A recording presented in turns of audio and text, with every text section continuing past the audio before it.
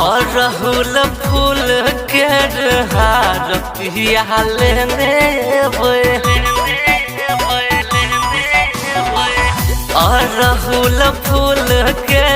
हार पिया लेने नारियल फल फूल कलश धूप दीप लेने नारियल पान फूल कलश धूप दीप लेने लाल की चुनरिया चाटकार पिया लेने लाल की चुनरिया लाल लाल पिया लेने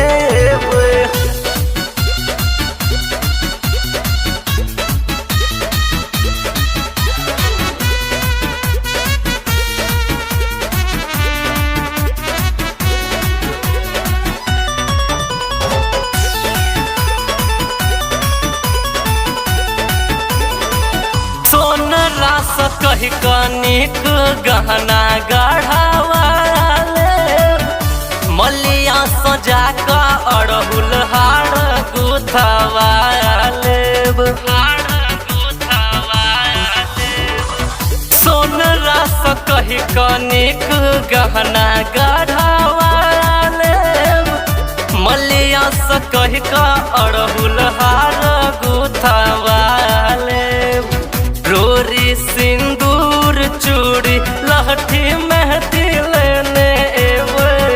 एना कंगी अलता पालिस इतर सेंट लेने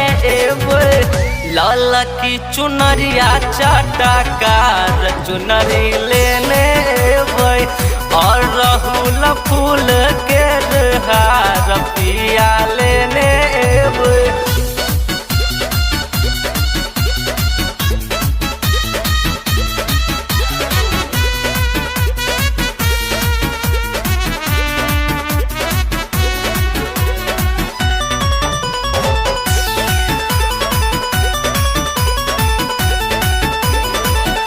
दीपक एझा पिया बिसरब ने मोर गपियो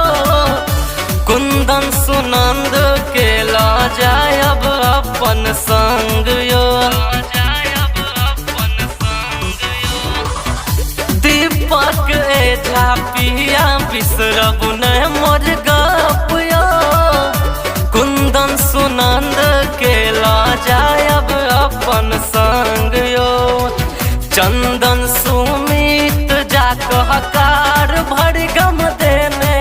दिन उमर सकेला पात आम के पल्लो लेने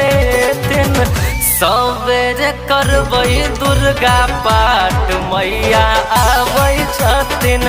लाल की चुनरिया चाटका।